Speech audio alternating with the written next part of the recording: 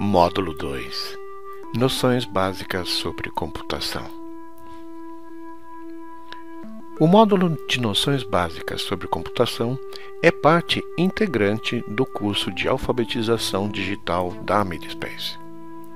Ao concluir esse módulo, você será capaz de descrever a função dos computadores, seus componentes e como trabalhar com eles, definir a terminologia geral de computação, explicar os tipos de computadores, os programas e os problemas de desempenho, explicar os conceitos principais relacionados aos sistemas operacionais do computador, identificar oportunidades de trabalho em áreas em que computadores podem ser utilizados. Arquitetura von Neumann.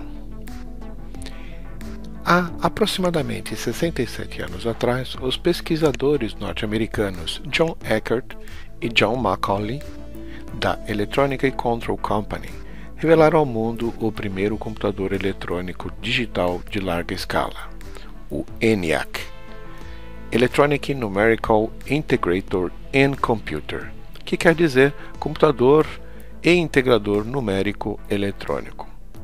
Foi desenvolvido a pedido do Exército dos Estados Unidos para seu laboratório de pesquisa balística.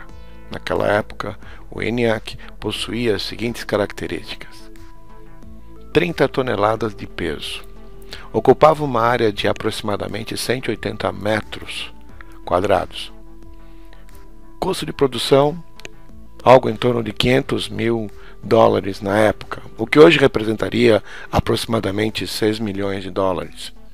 Seu hardware possuía nada menos do que 70 mil resistores e 18 mil válvulas de vácuo, consumo de 200 mil watts de energia. E o sistema operacional eram cartões perfurados que eram operados por um time de funcionárias do Exército, o que de quebra as classifica como as primeiras programadoras que se tem notícia. Sua construção se iniciou em plena guerra, em 1943, e apesar de ser mostrado em 46, só foi ser ligado pela primeira vez em julho de 47. Neste ponto, John von Neumann propôs uma ideia que transformou os computadores de simples calculadoras eletrônicas em cérebros eletrônicos. Assim, o computador programável que conhecemos hoje, onde o programa e os dados estão armazenados na memória, ficou conhecido como a arquitetura de von Neumann. A máquina proposta por von Neumann reúne os seguintes componentes básicos: uma memória, uma unidade aritmética e lógica, a ALU, uma unidade central de processamento, a CPU, composta por diversos registradores, e uma unidade de controle, a Control Unit, cuja função é buscar um programa na memória, instrução por instrução, e executá-lo sobre os dados de entrada. Componentes de um computador. Um computador tem vários componentes, e cada um executa uma função específica. Esses componentes podem ser classificados da seguinte maneira. Primeiro, dispositivos de entrada. Os dispositivos de entrada são usados para fornecer informações a um computador, como digitar uma carta ou fornecer instruções para um computador executar uma tarefa. Exemplos de dispositivos de entrada são o mouse, o teclado, o microfone, o scanner, a webcam, uma caneta ótica, um tracking ball e etc. Dispositivos de saída. Os dispositivos de saída são usados para obter respostas do computador depois que ele realizar uma tarefa. O monitor, o alto-falante, a impressora e o fone de ouvido são exemplos de dispositivos de saída. CPU e memória. A CPU é um dispositivo que interpreta e executa os comandos que você fornece ao computador. Ela é a unidade de controle de um computador e também é conhecida como processador. A memória é o local em que as informações são armazenadas e recuperadas pela CPU.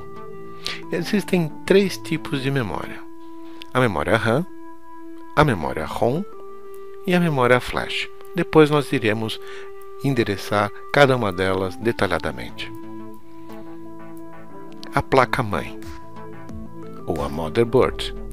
A placa-mãe conecta dispositivos de entrada, de saída e processamento e informa a CPU como executá-los. Placas de expansão. Uma placa de expansão é uma placa de circuito que pode ser conectada à placa-mãe para adicionar recursos como exibição de vídeo e recursos de áudio. Placa de vídeo, placa de rede, placa de som são exemplos de placas de expansão. Serviços e dispositivos de armazenamento. Os dispositivos de armazenamento são usados para armazenar informações do computador. Eles têm várias formas. Alguns exemplos são o disco rígido, ou HD, o CD-ROM, o disquete e o DVD-ROM. Os dispositivos de armazenamento podem ser divididos em dois tipos: os internos e os externos. Portas e conexões. Uma porta é um canal pelo qual os dados são transferidos entre os dispositivos de entrada e saída e o processador. Há vários tipos de portas que você pode usar para conectar um computador a dispositivos externos e a redes. Alguns tipos de portas são: porta barramento serial universal, ou USB, a porta Firewire, porta de rede, porta paralela e serial, adaptador de vídeo.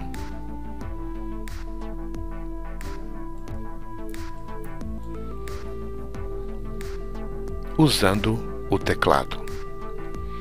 O teclado é um dispositivo de entrada que você pode usar para digitar comandos ou texto em um computador.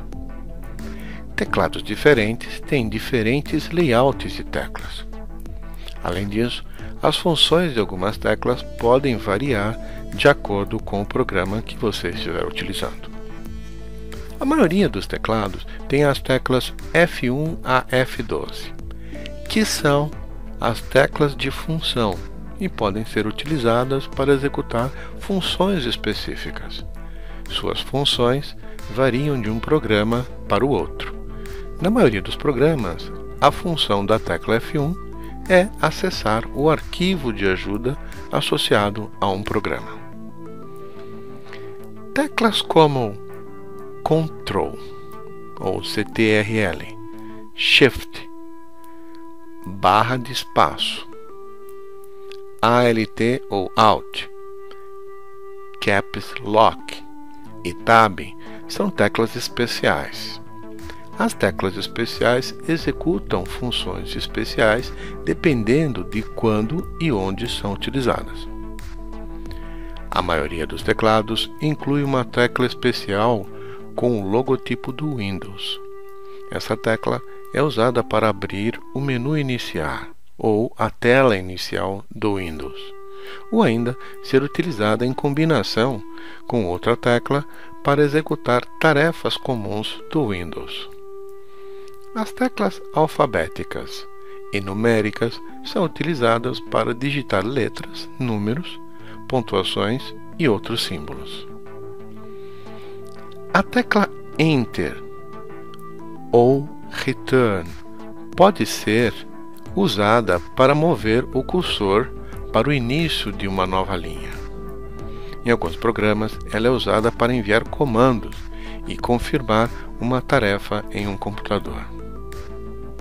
Teclas como Insert, INS, Delete, Del e Backspace são teclas comuns para edição.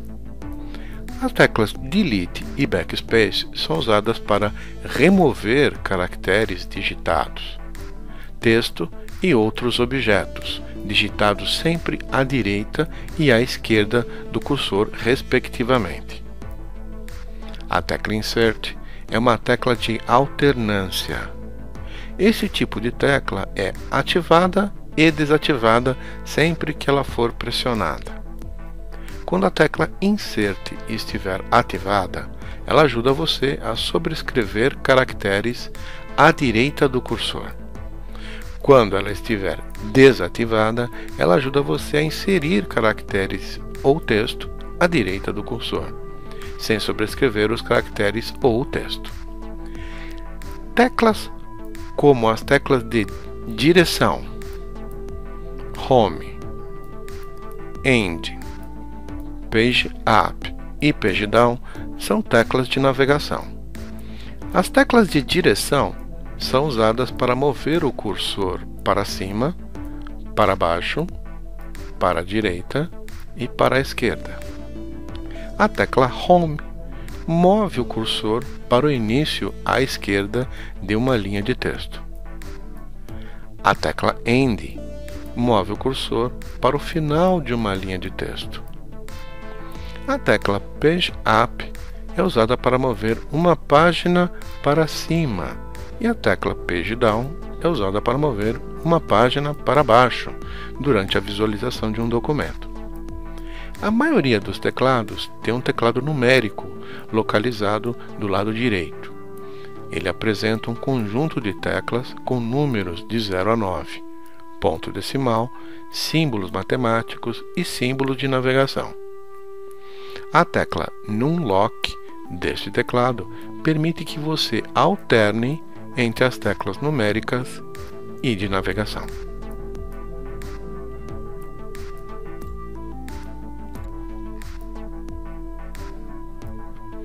Usando o mouse.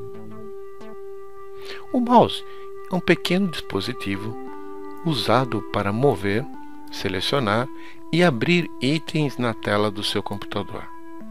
O mouse geralmente fica sobre a mesa ao lado do teclado. A maioria dos mouses tem pelo menos dois botões, o esquerdo e o direito. A maior parte das ações é executada com um clique no botão esquerdo. O botão direito é usado para funções específicas. Alguns tipos avançados de mouse oferecem botões adicionais para agilizar tarefas comuns como rolagem de texto. Conforme você move o mouse sobre a mesa, um ponteiro na tela realiza os movimentos correspondentes. O mouse permite a seleção de um item na tela. Conforme você move o ponteiro sobre diferentes áreas na tela, os itens ou o ponteiro mudam de aparência.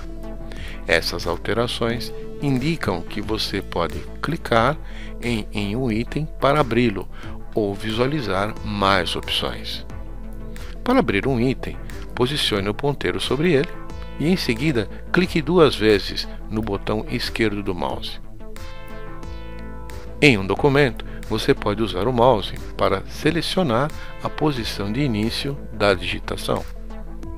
Para posicionar o ponteiro no documento, clique no local em que deseja inserir o texto e use o teclado para iniciar a digitação. Para mover um item, você precisa clicar nele, mantendo o botão do mouse pressionado. Para colocá-lo em um local diferente, após mover o item para um novo local, libere o botão do mouse. O botão direito do mouse é usado para exibir um menu.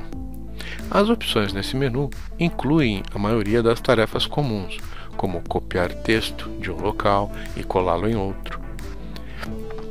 Essas opções são chamadas de menus contextuais. Esses menus ajudam você a concluir tarefas rapidamente.